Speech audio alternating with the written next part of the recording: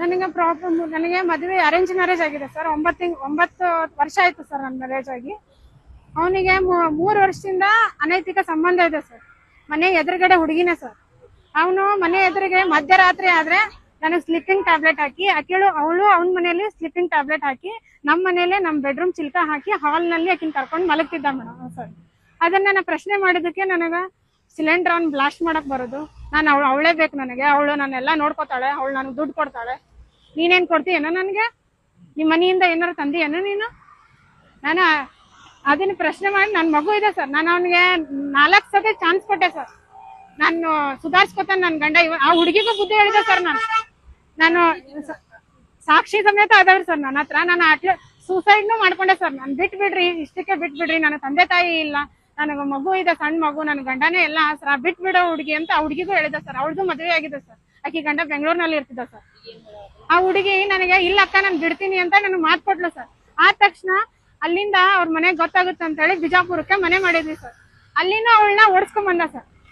ಅಲ್ಲಿ ಆ ಹುಡುಗಿ ಪೊಲೀಸ್ ಸ್ಟೇಷನ್ ಅಲ್ಲಿ ಕಂಪ್ಲೇಂಟ್ ಕೊಟ್ಲು ಸರ್. ಕಂಪ್ಲೇಂಟ್ ಕೊಟ್ಟ ತಕ್ಷಣ ನಾನು ಬಿಡ್ತೀನಿ, ನೀನ್ ನನ್ನ ಪರವಾಗಿ ಸಾಕ್ಷಿ ಹೇಳು ಅಂದ ಸರ್. ನಾನು ಅವನ್ಗೆ ಸಾಕ್ಷಿ ಸಮೇತ ಹೇಳಕ್ ಹೋದೆ ಸರ್.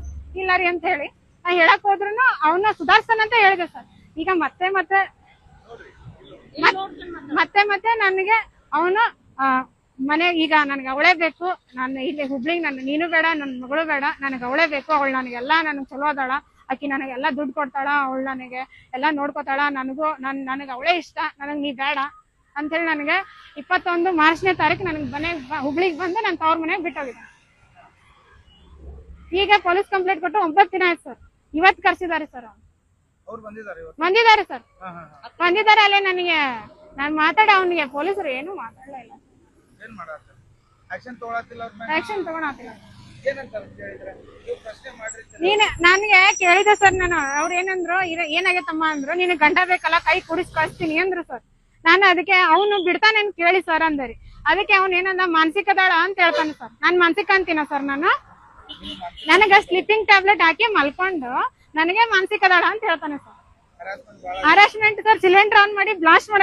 ನಾನು ಒಂದ್ಸತಿ ಸೂಸೈಡ್ ಅಟೆಂಪ್ಟ್ ಮಾಡ್ಕೊಳಕ್ಕೂ ಹೋದೆ ಸರ್. ಸೂಸೈಡ್ ಅಟೆಂಪ್ಟ್ ಆಗಿತ್ತು, ನನ್ನ ಜೀವ ಹೋಗೋದು. ಅವಾಗ ನನಗೆ ಸೂಸೈಡ್ ಕೇಸ್ ಆಗುತ್ತೆ ಅಂತ ಹೇಳಿ ಫ್ಯಾಮಿಲಿ ಡಾಕ್ಟರ್ ಹತ್ರ ಕರ್ಕೊಂಡೋಗಿ ಮಾನಸಿಕದಾಳ ಅಂತ ಹೇಳಿನೇ ಹೇಳಿಸಿದಾನೆ ಸರ್. ಇದು ಏಪ್ರಿಲ್ 23, 2016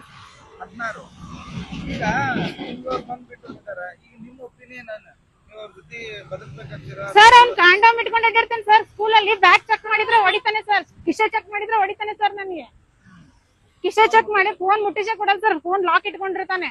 ಫೋನು ಬಾತ್ರೂಮ್ಗೆ ಹೋದ್ರೆ ಹಾಡ್ ಹಚ್ಚೋಗ್ತಾನೆ. ಹಾಡ್ ಕಟ್ ಆದ್ರೆ ಫೋನ್ ಮುಟ್ಟಿಯ ಅಂತ ಹೇಳಿ ಮುಖಕ್ಕೆ ಬಿಸಿನೀರು ಎರಿಸ್ತಾನೆ ಸರ್. ನಾನು ಬಾತ್ರೂಮ್ ನಲ್ಲೇ ನಿಂತ್ಕೊಂಡು. ನಾವ್ ಬಿಜಾಪುರ್ನಲ್ಲೇ ಇರೋದು ಸರ್. ನನಗೆ ಇಲ್ಲಿ ಬಂದ್ ಬಿಟ್ಟು ಹೋಗಿದ್ದಾನೆ ಸರ್. ನನಗೆ ನೀ ಬೇಡ, ಅವಳೇ ಬೇಕು ಅಂತ ಹೇಳಿ. ಇಲ್ಲಿಂದ ನಾನು ತವ್ರ ಮನೆ ಸರ್.